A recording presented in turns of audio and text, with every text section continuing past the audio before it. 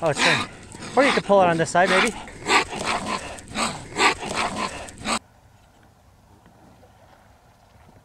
Alrighty, so this morning we are bright and early here along the Utah Lake.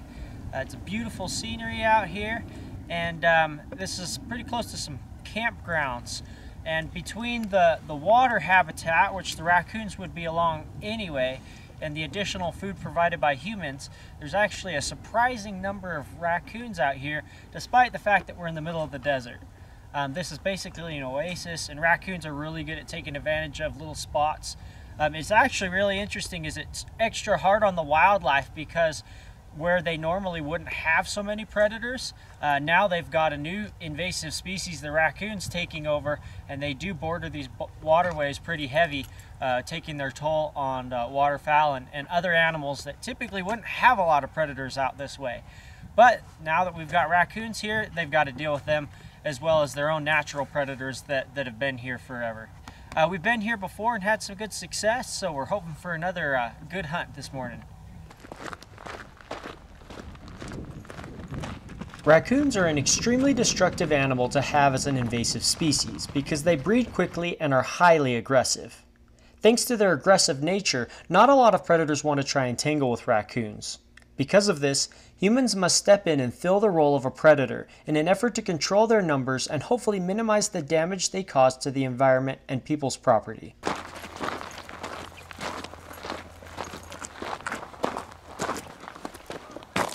Good girl, get in there.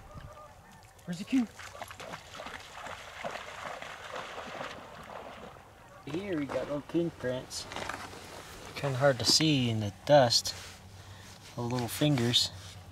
Little pad right there. It doesn't look like a very big one, but there's a coon for sure.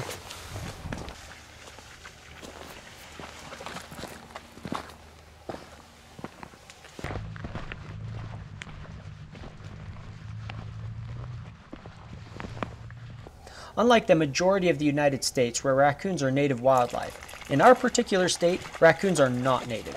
The first raccoon being discovered here in the 1950s. Since that time, raccoons have spread across our state and have reached plague-like proportions, wreaking havoc on our native wildlife, as well as causing various problems for humans. Because of this, the only legal method to deal with raccoons is lethally. It is 100% illegal to transport live raccoons anywhere in the state of Utah, as they are legally required to be euthanized upon capture. There are many ways to remove problem raccoons, but the most humane and effective way I have found is using dogs. Shooting is of course illegal inside city limits, so is not even an option. There's some more coon prints. These aren't as fresh looking to me as the previous ones. Okay, so here's a couple raccoon tracks that really let you know these are fresh, fresh, fresh. First off, look at the powder. Like, you just tap that powder and it leaves a mark. So any kind of wind blowing or disturbance is gonna mess them up. And then if you take a look back, this is right where everyone's driving. If these were more than a few hours old, someone would have drove over it already. And they go right down actually a tire track. These are so fresh, I almost wonder if we didn't just kick it out. Seriously, like, and we didn't see it.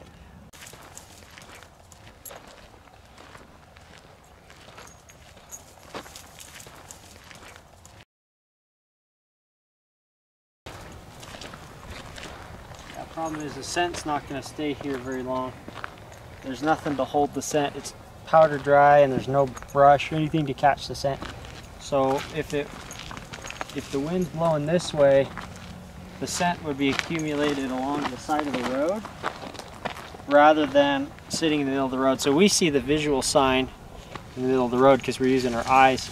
Her nose would probably detect the scent in this brush because that's where the scent would move, if I'm understanding the wind right. Let me check. Yeah, the wind's blowing this way, just not wind, but the breeze is moving this direction, so the scent would all waft into here.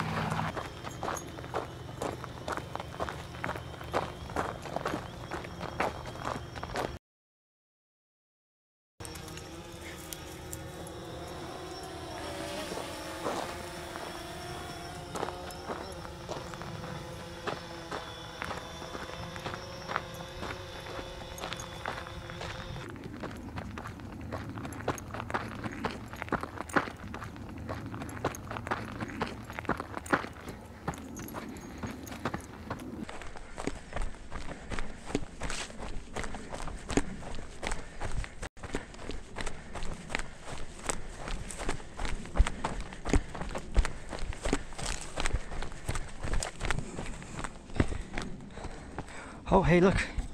Look at that right there. Raccoon tracks. That's what she's following, not a bunny. We got a coon. Woohoo!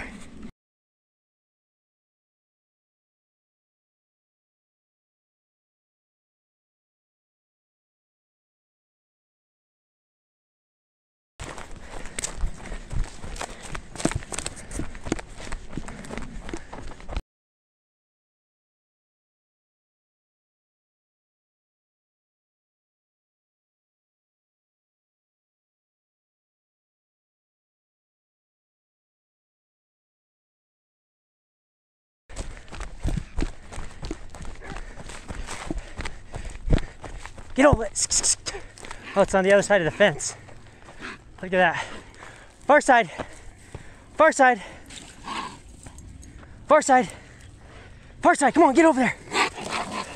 You can't pull it through the fence, dog. Far side. Sure knee. Far side. Over. Over. Far side. Far side. Far side. Far side. Come on, get over there. You can't pull it through the fence, dog. Far side. Over. Oh, it's turned. Or you could pull it on this side, maybe. Get over there.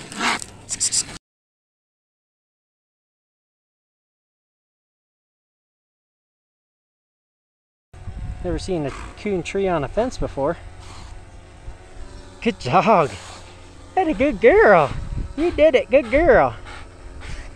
That's a good girl. Good girl. Good job. You found it. Go back. Let's go back to the lake. Give you a little bath. That's a good girl. Her trail coming across the road and then heading this way. And right here, let's see if I mucked up the trail. Here it is. Right here's the raccoon's tracks coming across the road. So she was just a few feet from it, just following his trail perfectly. Proud of her. That was a fun little trail out into the brush, and caught it on a fence. That was unique. I've never had a coon get caught on a fence like that. Good girl. Yes, good girl. Good dog. Oh, that's a good girl. Oh, that's such a good girl. Oh, that's such a good girl. Yes.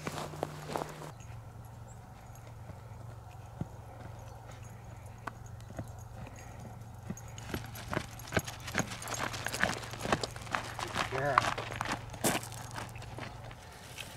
Alrighty, so we had a good little day, man. I was happy with Shernice. She stuck on that trail like glue.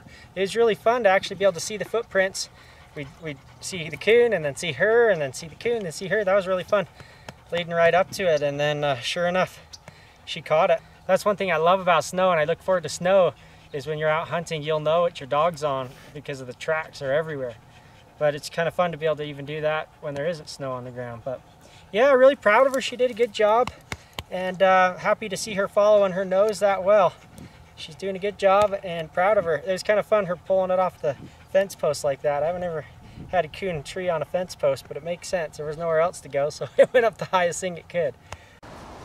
All right, so like I've been telling you guys, we take these raccoons that we catch and we donate them for hawk food.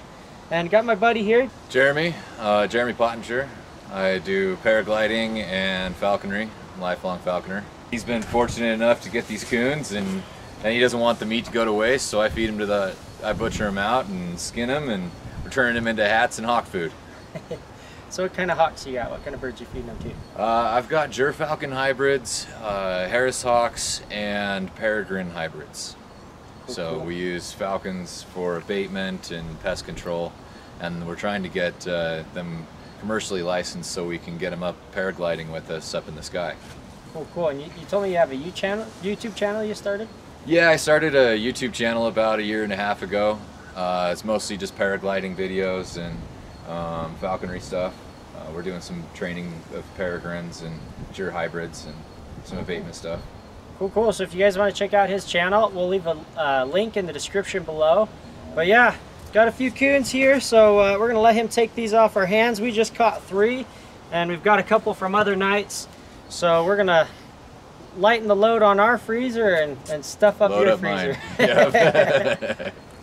Alrighty, thanks for watching, guys.